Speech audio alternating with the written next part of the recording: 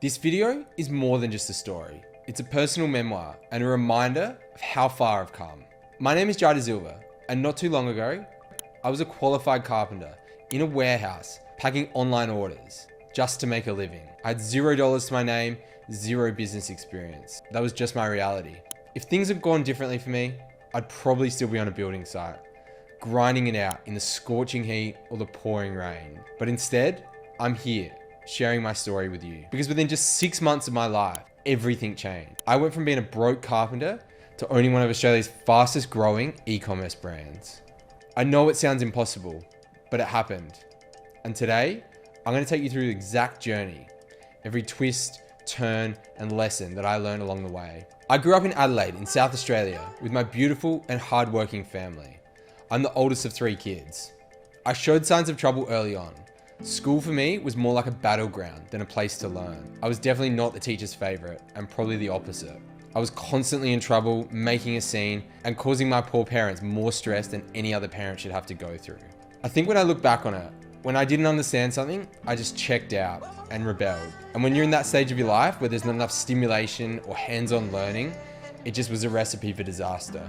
I was definitely not made to sit in a classroom for 8 hours a day and study books. The only highlights that I really look back on are the friendships that I made and the memories I had on the sporting field.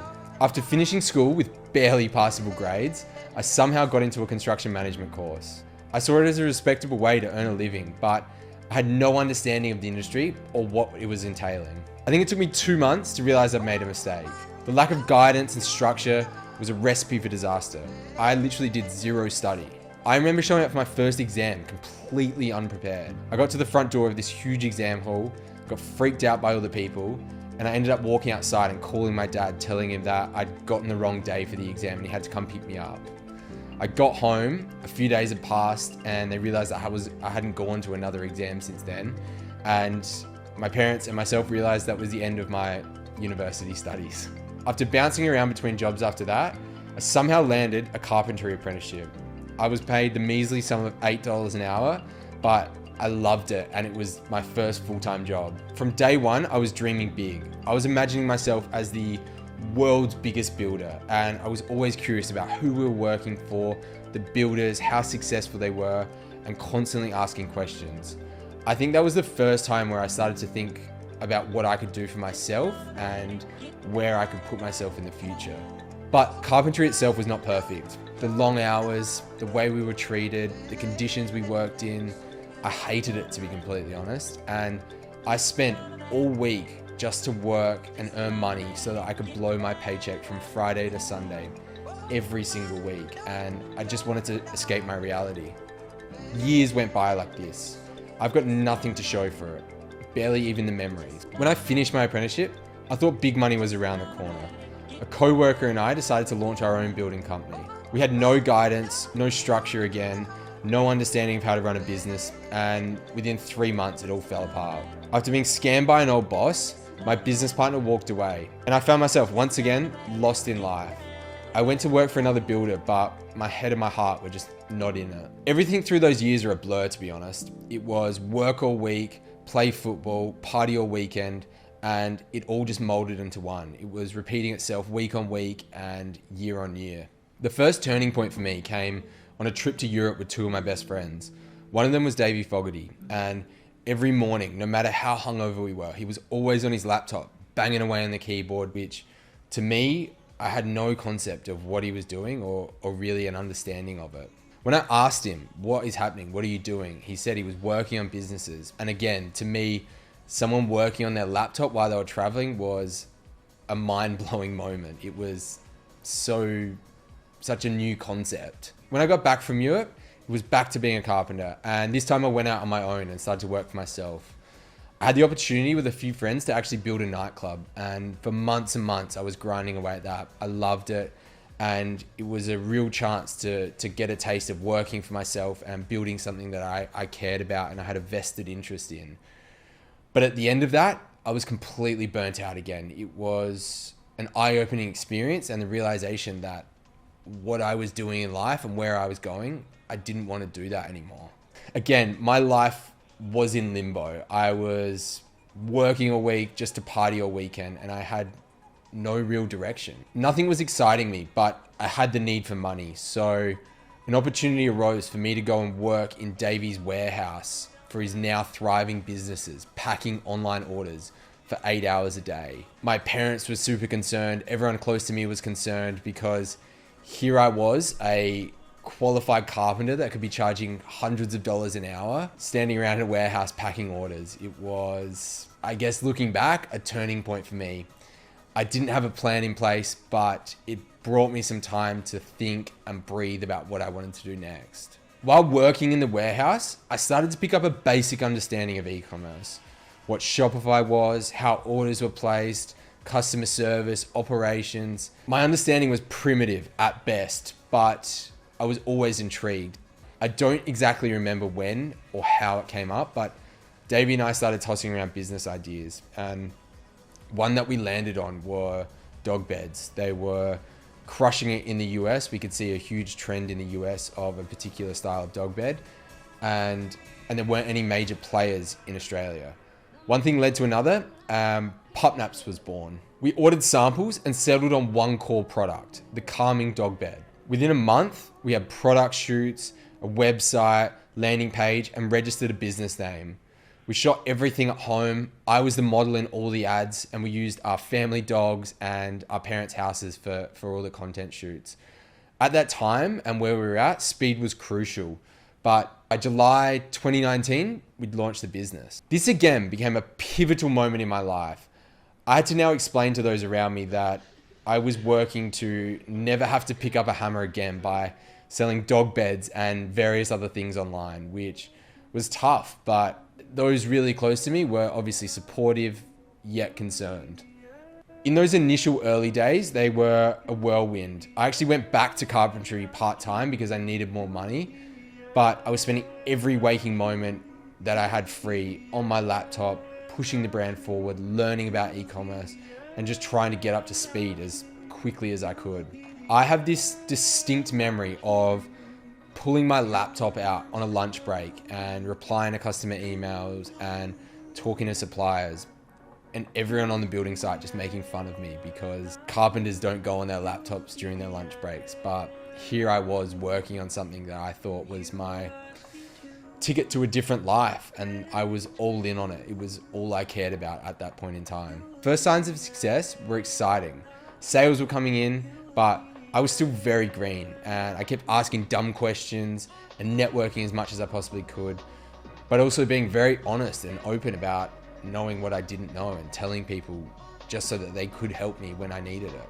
Within 3 months, our customer service was off the charts. We were making orders for containers every second week, and still with $0 to my name, I actually started to take a part-time wage from Pup Naps just so I could spend more time on it and not have to go back to the building site every day or every second day. It was one of those golden periods where everything just clicked. The timing was perfect, and we quickly dominated the market. No one in Australia was advertising these beds as calming dog beds, and we really leaned into the emotional angles which were pivotal to our success. Fast forward another 3 months, and we're at the 6-month mark now. I've glossed over a lot of the details, but we were at a 3PL, we were overflowing it with all of our stock.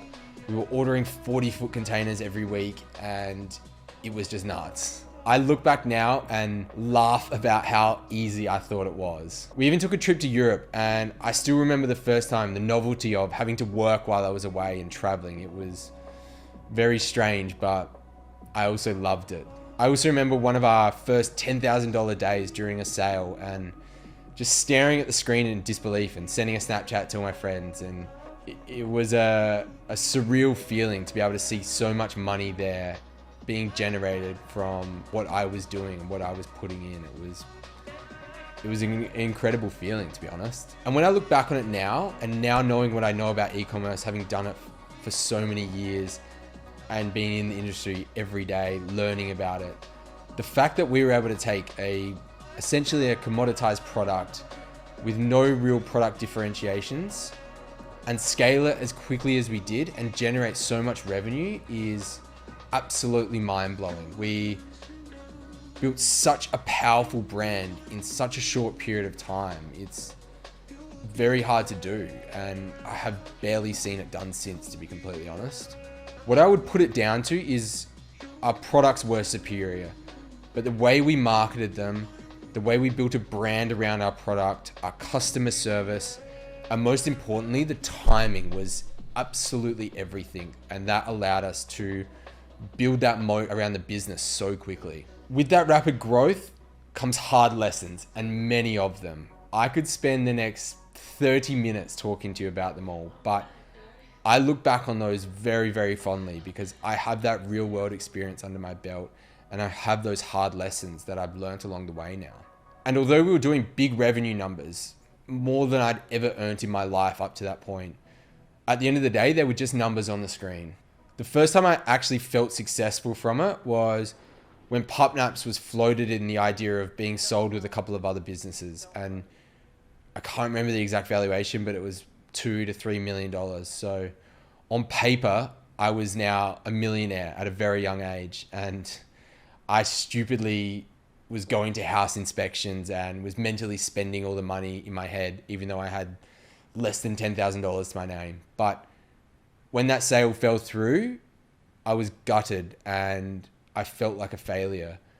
But on the flip side, I also knew it was just the beginning, and it happened so quickly that I had complete confidence we would just keep going and growing and do it many times over from that point in our lives. The next few years from that point weren't as easy, and I'm glossing over it, but we scaled all around the world. We partnered with some of the world's biggest names in the space. We had this incredible brand, and we paved the way for so many other successful companies to come after us because we were definitely the first and the fastest growing one at that point in time. At some point, my personal life started to take over again, and I was playing football at a really high level again and spending all my time and my weekends focused on that. Reflecting on it now, my involvement in the business and my effectiveness definitely started to wane, and the business's performance was reflected in that now that I can look back on that and see. Being so young and having such a fast growing company meant we were always making mistakes and learning after the fact. There was no time to sit down and plan and have an adult in the room to guide us, help us avoid common roadblocks or tackle issues before they arose. By the start of 2023, it was clear that it was time to exit the company. I left the company, took a year off to travel and figure out my next move. But to be honest, that year off was not as fulfilling as I hoped. I felt bored, and most importantly, I felt so guilty for not having a purpose and not working on something. It was almost torture, to be honest. Towards the end of the year, I really started to kick things into gear. As we came into 2024, I had a new passion and a new purpose. I'm channeling all of my energy into creating content and a global brand. The ability to be able to document stuff and share it worldwide has never been easier, and it's something I wish I started many years ago. I'm able to show the behind the scenes of what it's like to scale a company, what I get up to, how I deal with complex problems, and also as just a reminder of the journey that I'm on personally. And that version of myself where I was a broke, immature carpenter that was partying his life away to the version that I am today has been anything but straightforward. And I wouldn't trade any of it for all the money in the world. It's been filled with many highs and lots of lows, successes and failures. But what's kept me going and what gets me up in the morning is the relentless pursuit of more. Whether that was more money, more market share, more knowledge, more love, more experiences, whatever it is, I've always wanted something more. And that's what I wanted to end this video with. No matter where you start, no matter how many times you fall or fail, if you keep pushing, if you keep showing up, at some point something will change. There will be a tipping point and you will find that success, or you'll find that path that you've always been looking for. So with that, thank you for watching, and I'll see you next time.